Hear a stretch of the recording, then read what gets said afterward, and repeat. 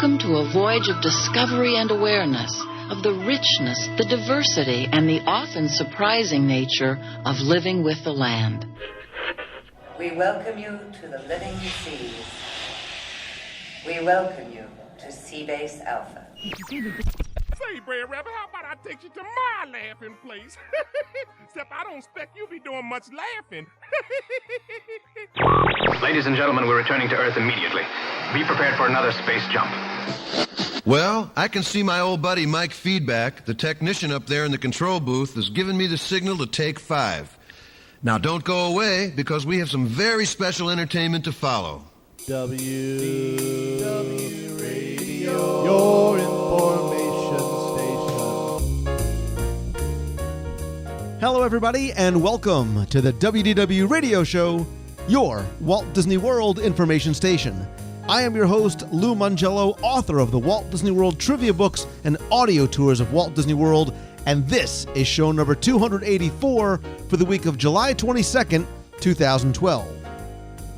As we celebrate Christmas in July on the WDW Radio blog this month, on this week's show, we're going to go live into the parks and seek out a little bit of Christmas now.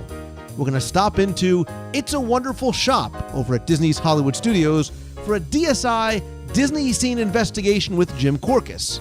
We'll look at some of the details inside and out, and then share stories of Walt Disney and Christmas and how one Christmas changed his life and ours forever. Think you know what it may be? I'll then have the answer and winner for last week's Walt Disney World Trivia Question of the Week and pose a new question for your chance to win a Disney prize package. Be sure and stay for the announcements, including information about upcoming WDW radio events, as well as some of your voicemails at the end of the show. So sit back, relax, and enjoy this week's episode of the WDW Radio Show.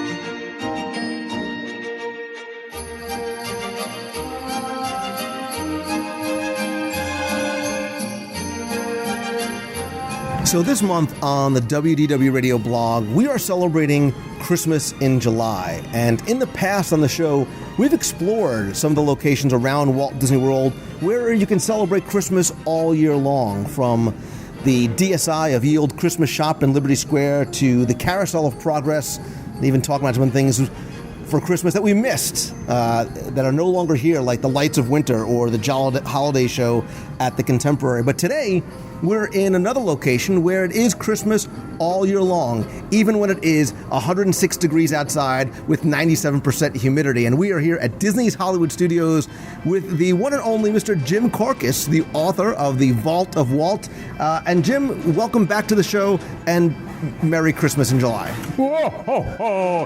And Lou, have you been a good little podcaster this year? Define good. It's all relative terms. You're always good, and it's been much too long since we've been able to get together. I know you've been doing some things. I've been doing some things. I just came back over the July 4th weekend. I was in Dayton, Ohio, meeting some wonderful people there at the Disneyana Fan Club convention that they had up there. But yes, when the plane hit the tarmac, it was 102 degrees, but with the heat index, it felt like 110, and I think I'm reliving that experience today with you, Lou. That's right. There's still no place I would rather be than Walt Disney World when it's this hot, because it's just as hot in Jersey as it is in Florida. But look, it's beginning to feel a little bit like Christmas, because we're sitting here, we're in the shade, we're sort of in the shadows of the Pizza Planet restaurant, and there's snow on the ground, and there's a snowman next door, because we are here outside the It's a Wonderful Shop store. And, it's one of these places, like some of the others that I mentioned, where it is Christmas all year long. People say, well, why are they selling holiday ornaments and it's the middle of August? Because, shops like Ye Olde Christmas Shop and the Days of Christmas Shop in downtown Disney are very similar to this. There's been other Christmas stores in the Magic Kingdom as well, too. In fact, we're out in front of a little scraggly Christmas pine tree, a real pine tree, although it looks a little bit like the Charlie Brown.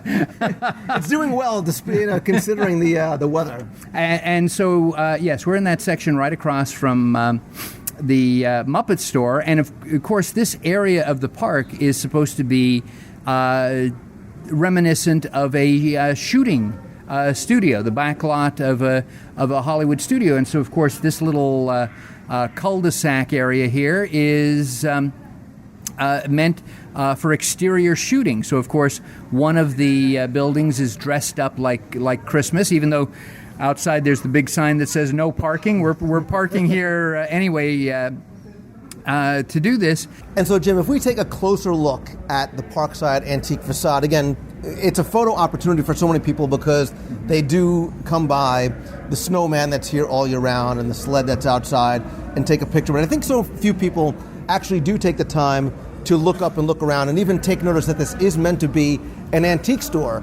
But like so many of the buildings, even on Main Street where there's a shop downstairs, this facade is meant to show that there are people living upstairs as well, too. And if you look in the windows, you'll see wrapped Christmas presents and an old-style Christmas tree and Christmas lights. And the Christmas trees decorated with sort of antique-y style ornaments. And again, you and I had been talking a little earlier. The building is numbered 621, and it's very prominent. It's on the outside of both doors. I have no clue what that refers to. I'm sure that it's not just random.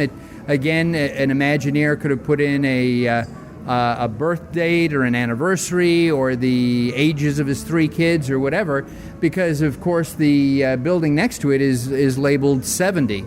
So maybe one of your listeners is smarter than we are, and they'll come up with that. But I'm sure June 21st or June 1921, somebody's yelling at their phone or their car right now going, my God, man, how do you not know what June 21st was?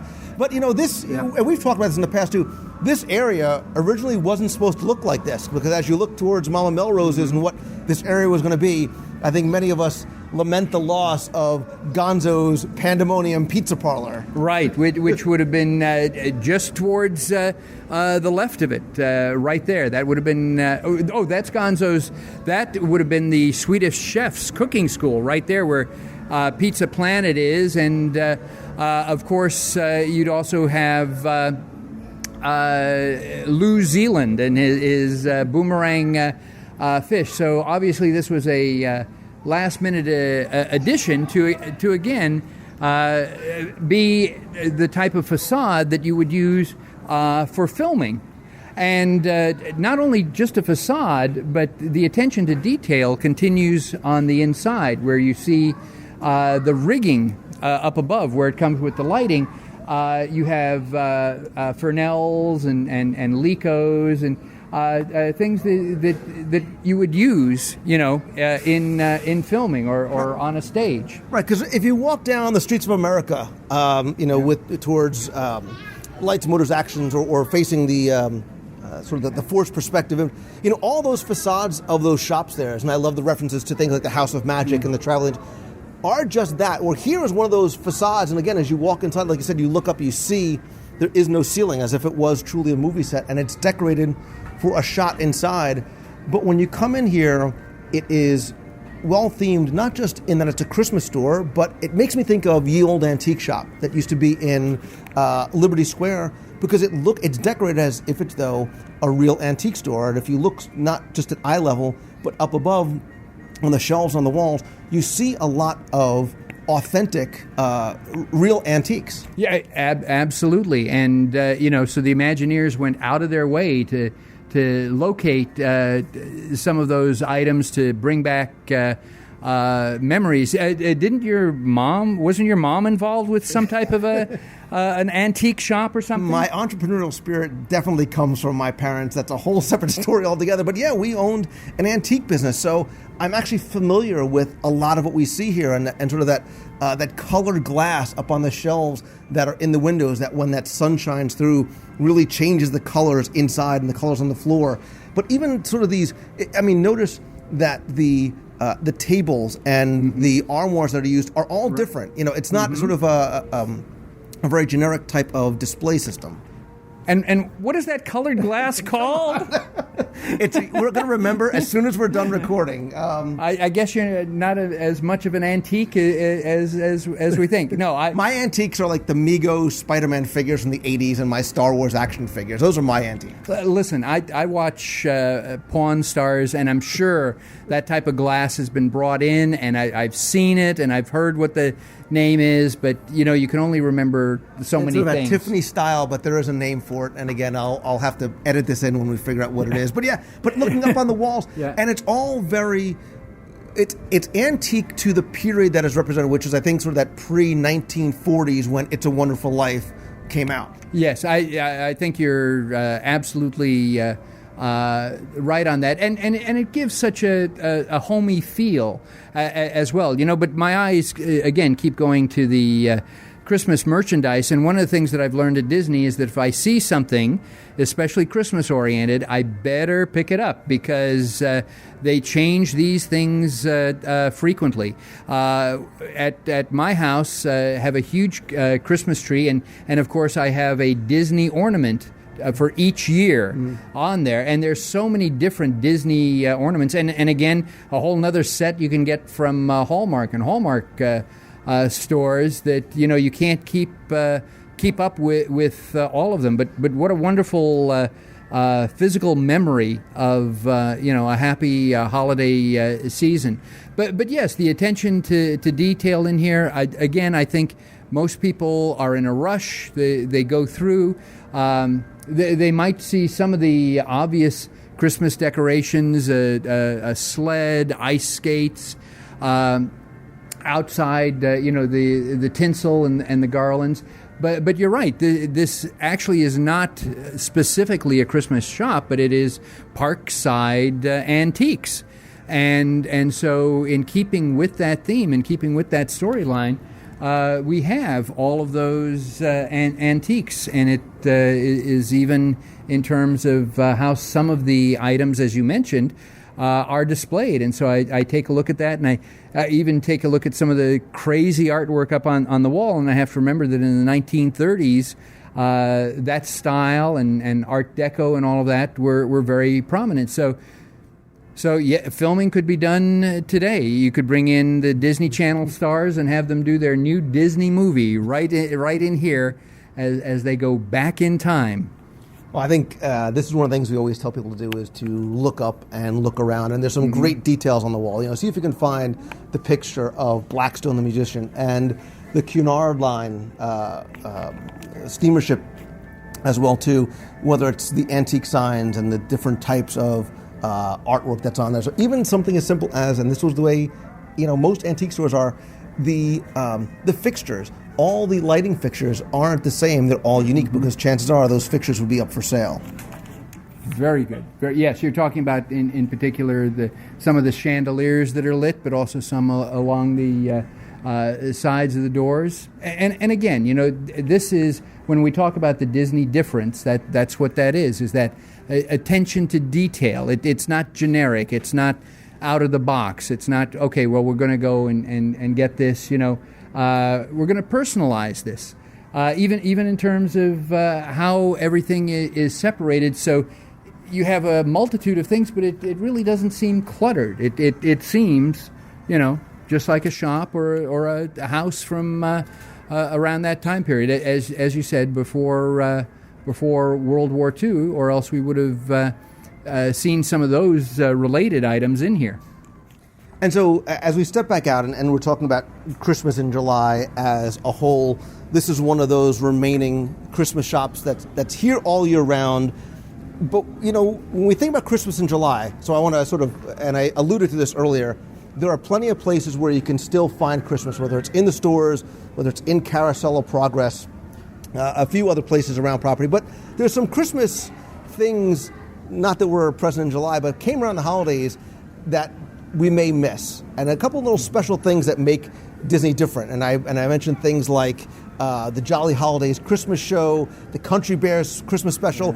Are there one of those things that you wish you could bring back? Because I know a lot of people, especially more younger people who are so very familiar with the lights of winter, wish they would come back. So Jim Korkis, if you were Imagineer for a day, what would be the one thing you would bring back what's the ghost of Disney Christmas past that you would bring back? Oh, my gosh, there's so many things to choose from, but I would probably be very, very selfish. And when I first came out here in 95, 96, my brother Michael was working in entertainment here at what was Disney MGM Studios, but he was also picking up extra cash in the evenings at Port Orleans, where he would be dressed up as a jester. They gave out free cider, hot cider, and roasted chestnuts.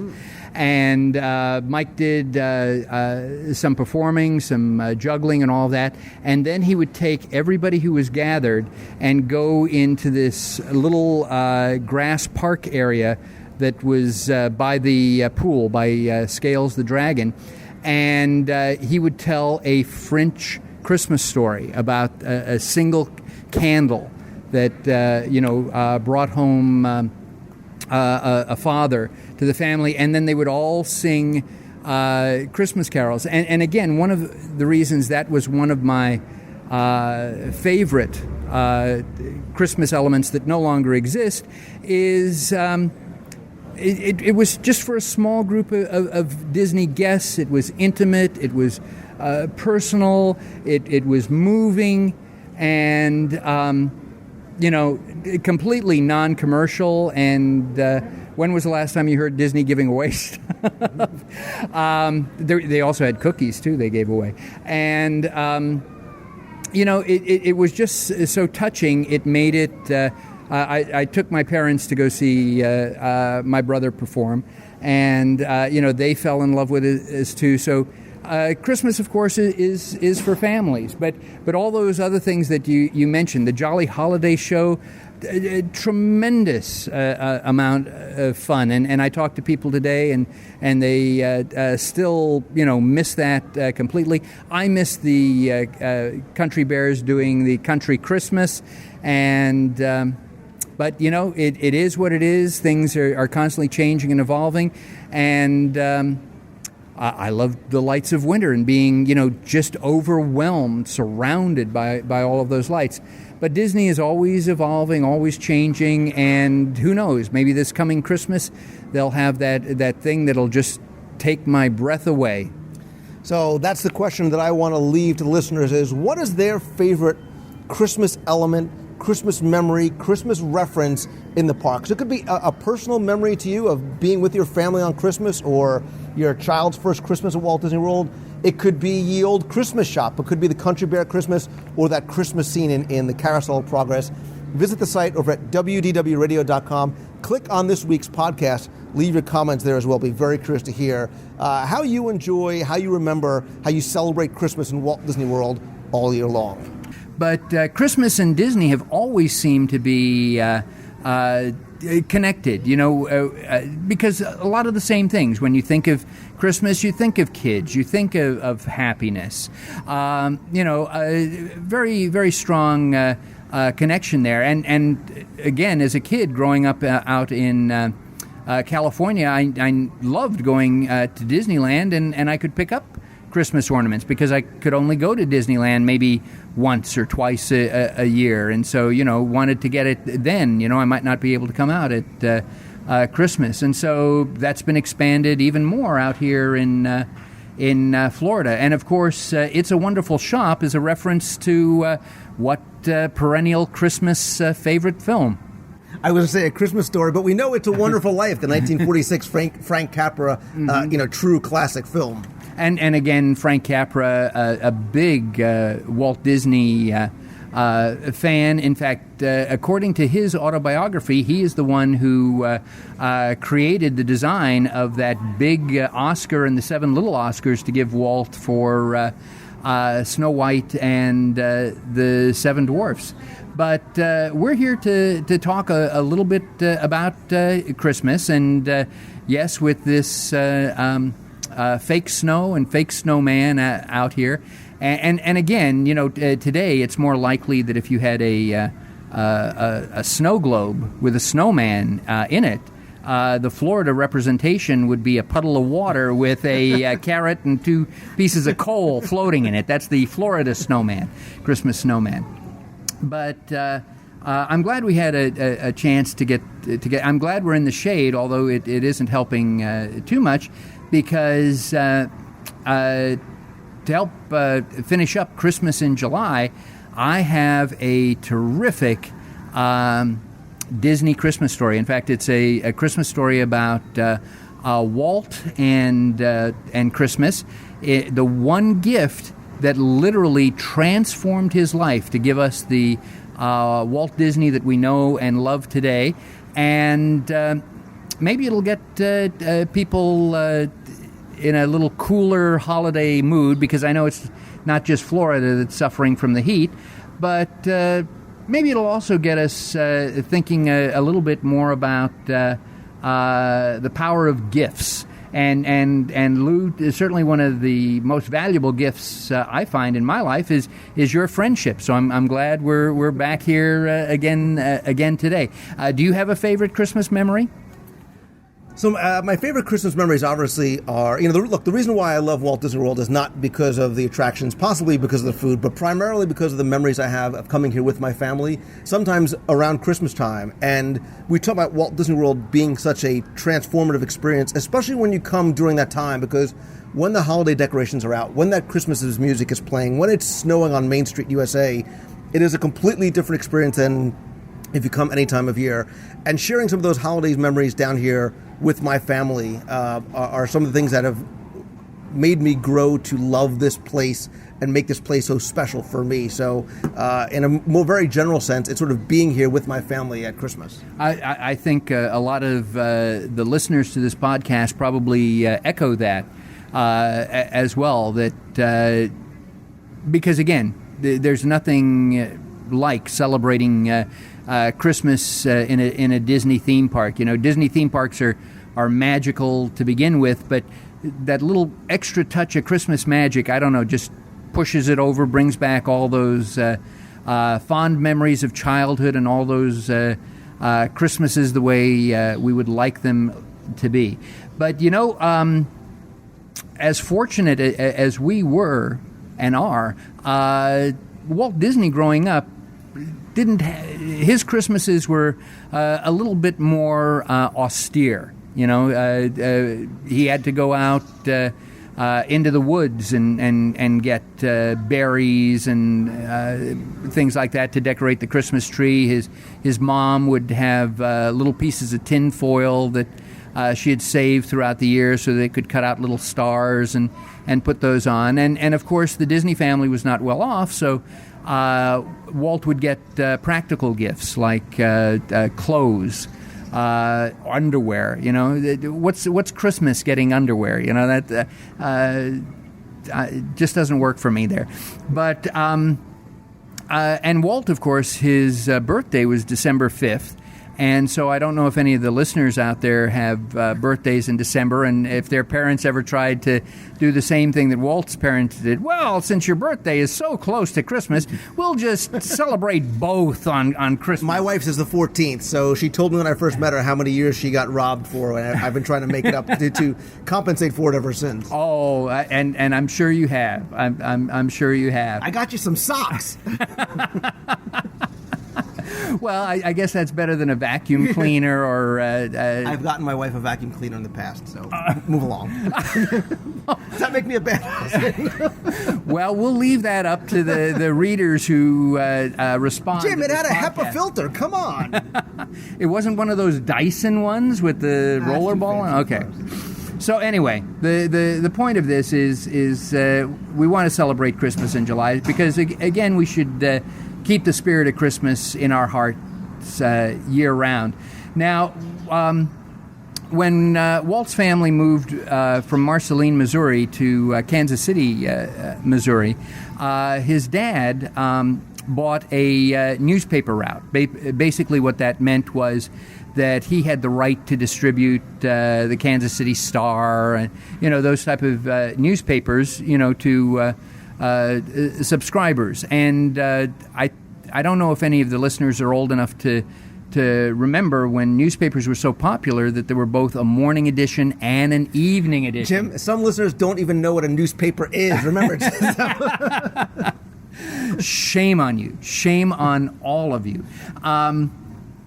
And they used to be very thick as well, too. Thick and heavy, with many, many sections.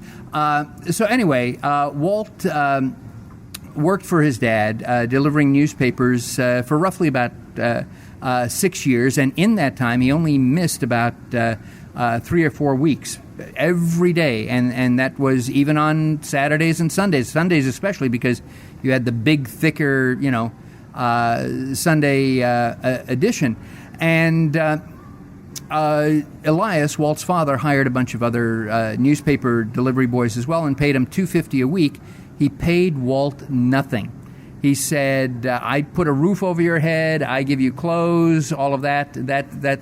And so Walt, in order to make some extra spending money, sometimes he would order from the delivery truck some extra papers without letting his dad know, so he would sell those off to get that. He would sometimes do deliveries for a local drugstore. At lunch, when at the school he was at, when he broke for lunch, instead of going out and having lunch with the kids, he would run across the street to sweep out one of the local shops in exchange for getting a hot lunch. Now, Walt's day started at between 3:30 in the morning. That's when he would get up in the morning, because then you had to go meet the delivery truck and get the papers and, start off and deliver them before people went off to work and before Walt went off to school. And Walt said sometimes he'd be so tired he'd get up, 3:30 in the morning and be sitting on the edge of his bed trying to tie his shoes, and he'd just drop off to sleep until his dad yelled, "Walter!" And he would just spring, back, "Oh, I'm coming." And he'd go out, and it was a part of the section where he made deliveries was a very rough section. There were groups of kids who were, we would consider them gangs today. They would pack a rock in a snowball and toss it at Walt, if they saw him out there. And then there was other sections that were very, very well off. And these kids would leave toys in the front yard, whatever. And Walt, of course, didn't have any toys because, again, the family just couldn't afford that. Sometimes his older brother, Roy, would put aside, a little extra money and get maybe a top or a couple of marbles for Walt and his younger sister, Ruth, but that was about it. And so these wealthy kids would leave these magnificent toys out in the front yard or on the porch. And so sometimes Walt would just take off the sack of papers and go over and play with the toys. He'd pick them up, little wind-up trains, things like that. And he said he was always very careful to put it back exactly the way he found it, so that they wouldn't suspect that somebody had come and played with the toys. One time he found a half-eaten box of chocolate. I don't know if you've ever done this, where you can't figure out what's in the chocolate, so you take a bite and then you go, "I don't want that." And so Walt finished off a couple of chocolates that people had taken a bite of and decided, "This is coconut, I don't want that." And then he'd have to put on the bag and then rush to finish making the deliveries. And his dad always insisted that, you had to deliver the paper right to the door. You couldn't throw it from a bicycle or anything. And when it was cold and wintry, like it is today, outside It's a Wonderful Shop, he would not put it on the porch where it would be damaged by weather, but he'd put it in the storm door. But then he'd get home, and these people would look out the window and not see it on the porch, and they'd phone his dad, and they'd say, "Your son didn't deliver the paper." And so Elias would go, "Walter, did you not deliver that? Here, take this paper to them." And Walt tried to explain. His dad would never listen, and so Walt would go back to the house, would ring the bell, They'd open the door, and there in the storm door, it would just fall smack dab at their feet, and they go, "Oh, I'm sorry, we forgot to look there." Walt said no matter how many times that happened, they always forgot to look there. And then, of course, at the end of school, he couldn't go and play with his friends because there was the evening edition to deliver. And then when he got home, there was homework to do. And then you had to go to bed because you're getting up at 3 in the morning. Although sometimes Walt would sneak out a window with his friend Walt Pfeiffer and go and perform in vaudeville theaters and all of this as the two Walts doing that. So that just made him even more tired, you know. And he did this for 6 years. Can you believe that, Lou? 6 years doing. Were you ever a newspaper boy? Jim, when I was a kid, we walked to school uphill in the snow both ways, and I had no shoes. I've just become my parents. I'm sure, again, that's a familiar story to many of the listeners of this podcast. Well, but to get to the Christmas story and the Christmas present we want to talk about, the one that literally transformed Walt's life. But I want to set up that, you know, how rough this was for Walt. And again, there wasn't that little, you know, that ray of hope, that one little thing, you know, to keep you going. And so when he was 13, one of the things he saw that he really wanted were these high leather boots that had these leather straps across the laces and all this, and they were quite the thing, and all the kids in school seemed to have those. They were the Air Jordans of the early 1900s. I never would have made that comparison, but I thought, because I was going to ask, you know, do your kids have certain clothes that they have to wear or that other people are wearing at school, so they need to have that as well? My daughter is the young, you know, she's almost 9 going on 35, but whatever they're wearing on Disney Channel, we have to make sure we go out. And every day is a fashion show in my house. Oh, my gosh. Oh, my gosh. So whoever the new star is or new show is on Disney Channel and whatever they're wearing, all those cool clothes, she's got to have. Well, and again, it was the same back in the early 1900s. You know, everybody had that, and that was the fashionable thing to have, and so Walt wanted these boots, but he knew that this was a luxury, so he knew that his dad, you know, wouldn't go for that. So Walt, being the salesman that he was, even at the age of 13, tried to make the case that, you know, if he got these boots, he'd be able to deliver the papers faster, that it would give him more traction on the steps going up, you know, to the apartments, and you know, this whole long. And his dad, of course, didn't buy any of that at all, and so Walt just had to content himself with, you know, the boots were just going to be out of his reach, because even the little extra money that he was picking up on the side was not going to be enough to afford those pair of boots. And his dad basically said, "You've got a pair of shoes, what's the matter with you?"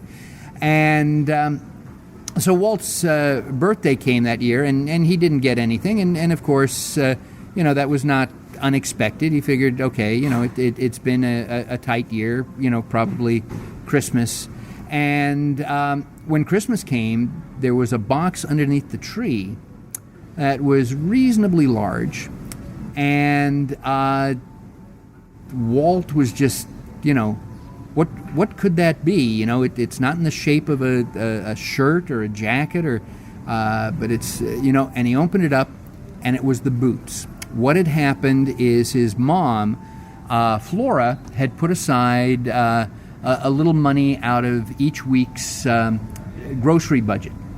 And his brother Roy had gotten a part-time job to contribute, and so they had pooled the money together to get Walt the boots.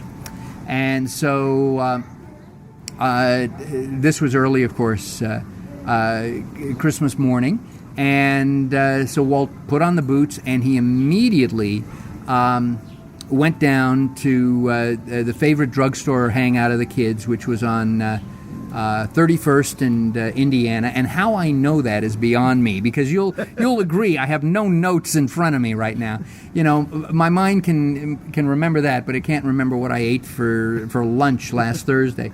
But anyway, so he was leaning up against the shop, and again, you know, probably very similar in design to the It's a Wonderful Shop. You know, we see it's you know, almost that turn of the early 20th century now, you have to say, because we've turned into a 21st century here. So he leaned against the outside and he stuck out his boots so that people could see the boots. Look at my boots. I got the same boots as you guys have got, and they're brand new, and you know, but they're new, so they're even better. And take a look at this. And he did this until about 5 o'clock, 6 o'clock, when the sun was starting to go down, and of course he knew he had to go home for supper. But it was a milder winter that year, and so some of the ice and snow had already started to get a little slushy, melt, especially on the streets. And on the streets, when it melts, you know, there's these big block of ice, or it's sticking out from the side sidewalk or whatever. And so Walt, being the clever, innovative person that he is, decided that he was going to use his boots and he was going to kick one of these blocks of ice. And by golly, it went skidding down the street. So he tried to, what can I do if I kick this one? Can I, like billiards, can I carom it off this side over this? Could I, kick this so it goes right underneath a horse, whatever? He was having a wonderful time walking home, best Christmas ever. And he comes up to this one big block of ice, and he pulls back his leg because he knows he's going to have to, really give it a massive kick to dislodge it. And he kicks and can't pull his foot back. And he tries to put some pressure on it, and there's pain, and he can't pull. Inside that block of ice was a big, rusty horseshoe nail. And it had gone all the way through the boot into his foot. And again, it's Christmas Day. It's the end of Christmas Day. There's nobody around. And so Walt said he had to stay there for about 20 minutes. Now, whether it was 20 minutes or not, it certainly seemed that way to Walt. And he said this wagon came up, this horse-drawn wagon. And so the driver got off and took a look. He pulled out a tool from the back of the wagon and chopped around the ice. And then he picked up Walt, because Walt, of course, couldn't walk, and carried Walt down to the end of the block, up to the second floor where a doctor was. And the doctor said, kid, I got nothing to give you. You better just hang on. That, no anesthetic, whatever. So the driver had to hold down the leg, and the doctor had to call in somebody else to hold down Walt's other leg, while the doctor pulled out this big, huge pair of black pliers to pull this out. Now, the worst part of this story, in order for the doctor to be able to do this, he had to cut away the boot. And to make it even worse, since Walt couldn't walk, they had to phone his father to come up and pick him up and pay the doctor's bill on Christmas Day. And so Walt is being carried home, and he's going through the same things that, we would go through. Why was I so stupid? Why did I kick that block of ice? Why wasn't I paying attention? This is it. He had gotten the boots that he had always wanted. He knew he would never get another pair like this ever again. There just wouldn't be enough money in the entire world to do this. And to make matters even worse with his dad, he had to stay at home for 2 weeks with his foot elevated. So he had to sleep on the couch in the living room and elevate his foot, on the edge of the couch there. So he couldn't deliver newspapers for 2 weeks. And Walt, in those days there was no TV, there was no Xbox, there was no radio, the Disney family didn't subscribe to magazines and all that. That's a luxury. So Walt had this big drawing pad that he'd been given by his aunt. So he did some drawing. He did some cartoons because he was starting to think, because he wasn't doing well in school. And of course, why should he be? He was so tired, he was sometimes just falling asleep, in the middle of school. But he was drawing these cartoons, and his mom was taking them with the homework and dropping them off at the barber shop on the way, and also, giving them to his friends at school, and then coming back and giving him reviews. Yes, the men at the barber shop really thought this was a very funny gag, and or your friends at school said, when are you going to draw a caricature of, Mrs. Hall, or all of those type of things.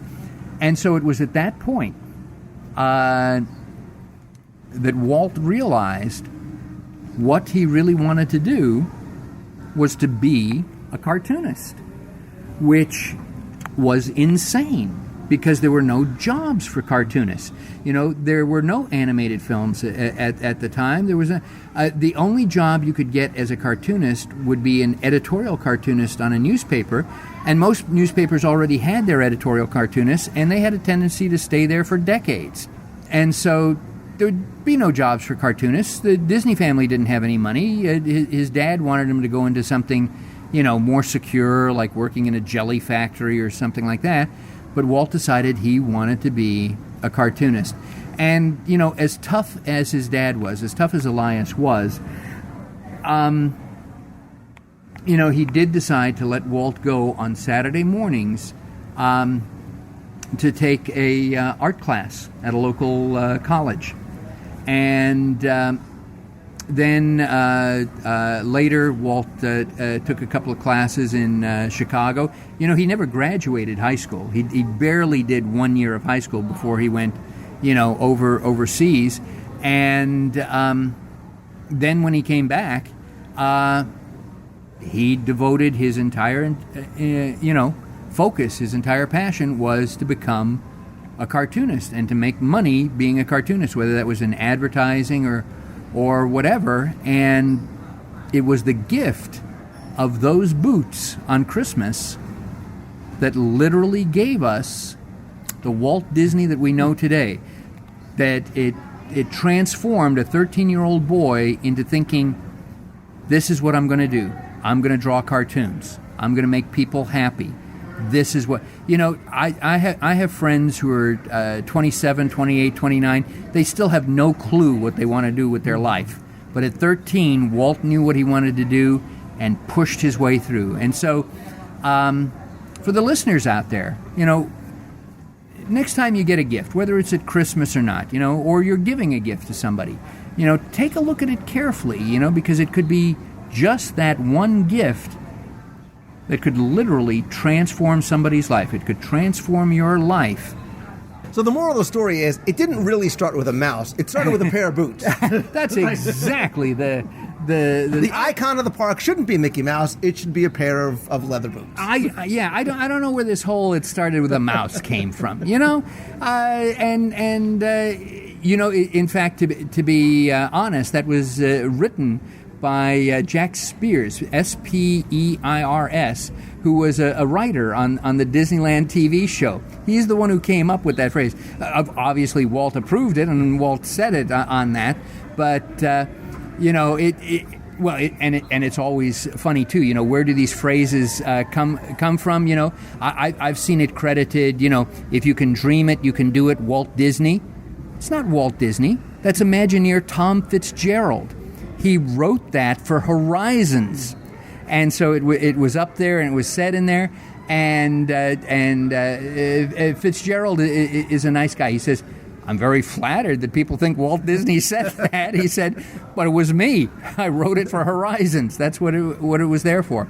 But all started with a pair of boots. But I think what that story makes me think of is, in a general sense, sometimes you think the things that may be a bad situation or something that looks like it's a bad thing, look how it can potentially turn around and not only change your life, but the lives of others. Had Walt not gotten those boots and kicked that bit of snow, we probably wouldn't be sitting out here sort of celebrating the gift that we have as Disney fans of It's a Wonderful Shop and Christmas in July and the theme parks and movies and everything else like that. So, No, he would have gone into working in a jelly factory, and we would have had Disney jelly on our toast each morning rather than Smuckers or Knott's Berry jelly, for that to happen.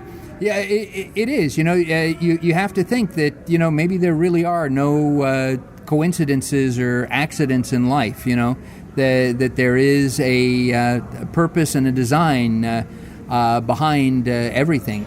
Jim, I want to thank you for coming out in the heat to enjoy a little bit of Christmas in July outside It's a Wonderful Shop and talk about some of these stories of Walt and how his Christmas changed not only his life but our lives. And listen, speaking of giving gifts, if you're looking to give a gift, whether it's birthday, Christmas, anniversary, Groundhog Day, or Honey, I Forgot Our Anniversary, nothing says I love you like The Vault of Walt by Jim Korkis. It's available from Amazon.com. I'll put a link to it in the show notes. You can get it on your Kindle. A great book full of stories just like this and so many more. And we obviously have to have you come back. We have many more stories to share. Lots of great things coming up, not just here from the studios, but Epcot and the other theme parks and around the resorts as well. Well, thank you. That's so generous. That's a gift in itself. And yes, in the Vault of Walt, there's an entire chapter just devoted to Walt and Christmas. But it doesn't include the story that you heard here. You can only hear that story on Lou's podcast. How cool is that? And in fact, I've had so many friends tell me, I love listening to Lou's podcast because it has so much content and it has stuff that I can trust that's accurate. But yes, and Lou, as I shared with you, I've finished work on my second book that'll be coming out the end of this year, and so I'll be on hopefully later this year to publicize that. And I'd like to thank all of your listeners who have been so gracious as to pick up a copy of The Vault of Walt, and who have come up to me at various events and said that they have enjoyed it. Whether they did or not, it was nice of them to come up and tell me that. So thank you again, Lou, and I look forward to joining you again soon. Sounds good.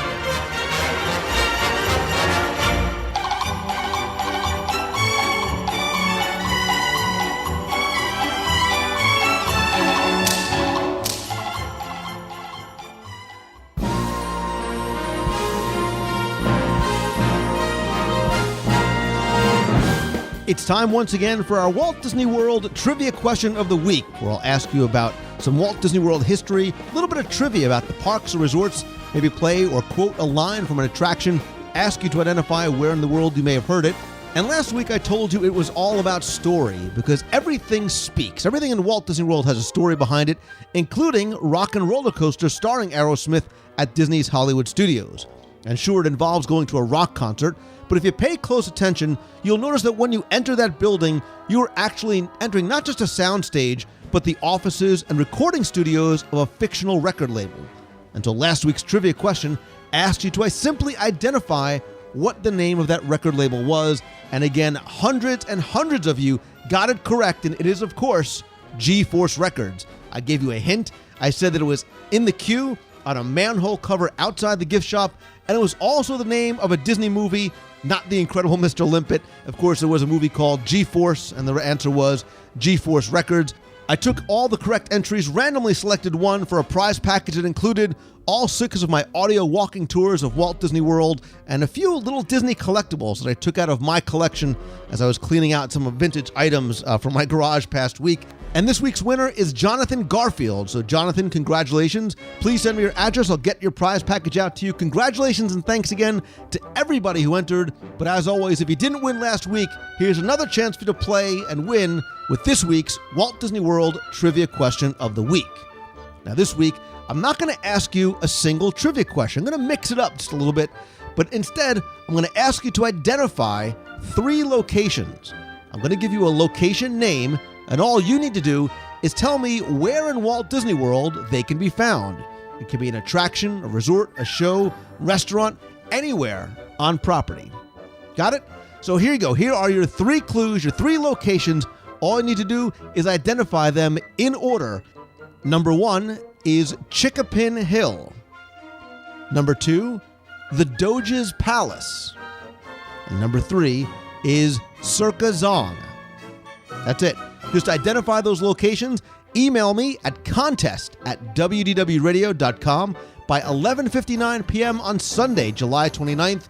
You're playing for a prize package that includes all 6 of my audio walking tours of the Magic Kingdom, a WDW Radio luggage tag and button, and a brand new Disney Parks Vinylmation. So there you go.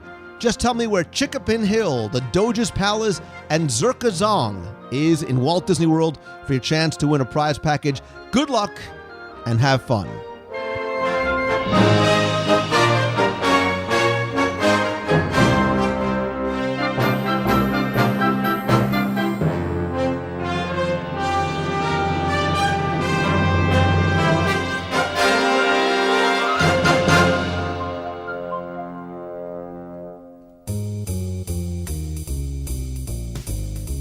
That's going to do it for this week's show. Thanks again for taking the time and tuning in this and every week.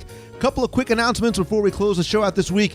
Remember, if you want to order a copy of The Vault of Walt from Jim Korkis, I'll put a link in this week's show notes at WDWRadio.com where you can order it from Amazon in either a paperback or Kindle version. If you want to hear more from Jim Korkis, just go to the site, go to the search box and type in Korkis, Korkis. You'll find all the other podcasts over the years where Jim has joined me on the show. Just a couple of quick reminders. First, from the WDWRadio.com blog, you should definitely come by the site because in addition to the podcast, we have lots of new content each and every day from guest contributors. There's everything from vacation planning advice to vintage Disney photos, polls, contests, lots more. For example, we have our new Random Acts of Disney Magic Challenge logo contest. Put your creative hat on. Help us design a logo for our Random Acts of Disney Magic Challenge. Those entries are due August 3rd. If you want to be part of the WDW Radio Cruise Fish Extender Exchange, that deadline is August 15th. And if you are part of the WDW Radio running team or want to be a part of it, or if you're just participating in any of the Run Disney events, visit WDWRadio.com/running. Also check out this week's blog post about training in the heat for a Run Disney event. Really great article from Happy Keller about training in the heat for some of the upcoming Disney events. Speaking of special events, don't forget this weekend, Saturday, July 28th at 10:30 a.m. at the Contempo Cafe at Disney's Contemporary Resort is our WDW Radio Meet of the Month. Anyone and everyone is welcome. Very informal. Come by, get a chance to let me meet you, let you all meet one another as well. We'll be there for a couple of hours. It's inside, it's air conditioned, and there is food close by. For more information, visit our events page at WDWRadio.com. In addition to that, don't forget about our e-ticket event to kick off Epcot's 30th anniversary. Our very special private evening at the American Adventurers Club. We'll be renting out the American Adventure Pavilion, having a private dinner there, and a show unlike anything Disney has done before, just like the Adventurers Club, but with American adventurers. Really going to be something special. Going to have some special guests that I'll be announcing as well. Disney artists, Imagineers, Jim Korkis will be there as well too. Great opportunity to meet Jim as well. You can also learn more and purchase tickets at WDWRadio.com, clicking on the events tab. You know, I also want to hear from you. I want you to be part of the show. If you have a question you want answered on the show, you can email me at lou@WDWRadio.com. Or if you want to be heard on the air, call the voicemail 407-900-9391. That's 407-900-WDW1. And in addition to the podcast and the videos and the blog, don't forget too about WDW Radio Live. Every Wednesday night, 7:30 p.m. Eastern, there we'll be talking about this week's Walt Disney World news in a live interactive discussion format. I'll be doing live video, oftentimes right from Walt Disney World. You can come into the chat room. You can text chat in there, discuss this week's news, ask and answer questions real time. Great way to be an interactive part of the show. If you can't make it live, that's okay. I'll put the audio in iTunes and the video on our YouTube channel and at WDWRadio.com. Quick thanks, as always, to my partners and sponsors, Mouse Fan Travel. Look, whether you're going to Disney World, Disneyland, Adventures by Disney, or Disney Cruise Line, and if you're coming out to Disneyland, we'll be out there in just a couple of weeks for Destination D. Becky and her team give you the best possible prices, awesome service, all at no additional cost to you. Go check out their new website over at mousefantravel.com. But when you're coming to Walt Disney World, you want to stay right in the heart, and you want to eat really, really well, well, the Swan and Dolphin, located in between Epcot and the studios, has not only the heavenly beds, but 17 world-class restaurants and lounges, great pool area, and lots more. You can visit them over at swananddolphin.com. And if you want something bigger, you want to bring the whole tribe with you, allstarvacationhomes.com has more than 150 homes within just a couple of miles of Walt Disney World, 2-bedroom condos up to 7-bedroom homes, private pool, game rooms, multiple master bedrooms, and lots more. Again, that's allstarvacationhomes.com. And if you can't get down to Walt Disney World as often as you'd like, Celebrations Magazine, both in print and on your iPad, is a great way to get the magic delivered right to you. You can subscribe and order back issues over at celebrationspress.com. And I've gone the entire show without talking about food. You know it's one of my favorite things to do and enjoy in Walt Disney World. Well, believe it or not, there's a way to make it even better. That's with the Disney Food Blog Guide to Walt Disney World Dining. 300 plus pages of information, tips, real-world guidance so you can have the best trip possible, satisfaction guaranteed, or your money back, no questions asked. But they're so confident you're going to like it, WDW Radio listeners get a 20% discount on their purchase by using the code, of course, WDW Radio. It's an ebook. You can take it with you to the parks. It's easily searchable. It's a lot of fun as well, too. Don't read it when you're hungry because I promise you'll be starving for Walt Disney World food. But check it out over at dfbguide.com. All those links are going to be in the show notes this week. And as always, my friends, and you are my friends, whether we have met yet or not, all I ask is that if you like the show, please help spread the word. Let others know about it. Tweet out that you're listening. Share links on Facebook or Pinterest or Google Plus or your favorite discussion forums. Most importantly, please come by, rate and review the show in iTunes. Very much appreciated. Very, very helpful. And finally, remember that today is the perfect day to start making changes and improving your life and making great things happen. Believe in yourself and be yourself, and always, always keep moving forward. Thank you again so very much for letting me share my passion with you in so many ways each and every week. So until next time, I hope you guys have a great week this week. See ya. Hey Lou, this is Pool Man Jerry from Stamford, Connecticut. I've been listening to the show for about a year now, so I've had the privilege of having 2 or 3 episodes every week to keep me fresh and keep me mentally in Walt Disney World, so thank you for that. Beyond that, I just wanted to thank you for what you do on all these major holidays, Memorial Day, Veterans Day, 4th of July, for drawing our attention to the true value and the true meaning and the true significance of these days. It's often overlooked in our fast society, and you take the time in this phenomenal podcast of yours to draw our attention to show us what it's all really about and why we have these days. I lost a friend in Afghanistan about 2 years ago, and I always considered myself a patriot before then, but after that, it's just been such a major focus of my life to make sure people appreciate these days. And listening to your most recent podcast, the 4th of July top 10 ways to celebrate America in the Walt Disney Parks, I was just so grateful that you did that. I was so impressed by it, and I want to take the time to go and make sure I do all of those things. I'll admit I was that guy who, when you did the top 10 Wow Moments episode, was screaming at my iPod saying, how could you forget the flag retreat? Because to me, I just think it's so amazing. It's just such an amazing moment. It is the wow moment. It's my top 1 through 10 wow moments in Disney World. But I think just like Walt, you had a bigger plan and you were thinking beyond that, and you saved it for an even better episode, one that was completely focused on this great nation. And I'm so glad that it was put in there. I will admit that, having only learned about it after my most recent visit to the world, I haven't seen it yet, but my friends and I have a charity that we set up for a friend who we lost in Afghanistan. I manage the Facebook page for that site, and many times I put the flag retreat or the picture of the veteran of the day, taking it off of the Disney blog and put it on there because I just think it's so amazing. I think it's so phenomenal that, as it says, you're into the focus yesterday and tomorrow, fantasy and adventure, and the company does so much, and the Imagineers do so much to put you in those worlds and to transport you in time or in reality. And regardless of all that, at 5 o'clock every day, they take the time to show you why this is all possible, and take the time to reflect and show us how lucky we are that we've got men and women who are protecting this nation to allow us to enjoy things like Walt Disney World and these fantastic resorts and everything that the company does for us. So thank you so much, Lou. I'm so proud to be a fan of yours.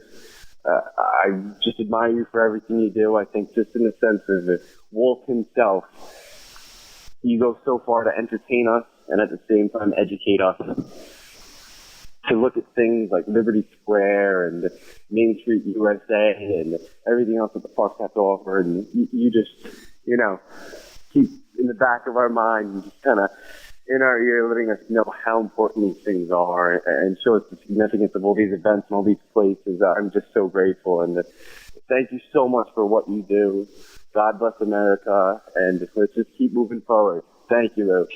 Hello, Lou. This is Justin. You may have known me, as always, from In the Box as J-Man410, which, by the way, my friends literally called friends from school call me J-Man because that's how they gave me my nickname. First of which, I really like to wish Nicholas a happy and healthy birthday, and of course, to Nicholas, as always, keep moving forward, and of course, believe in the promise of tomorrow. So here's to the future of Nicholas, and have a very, very good birthday, and of course, keep moving forward. Hope to see you again, Lou, and to see you very soon. Bye now. You've got a friend in me.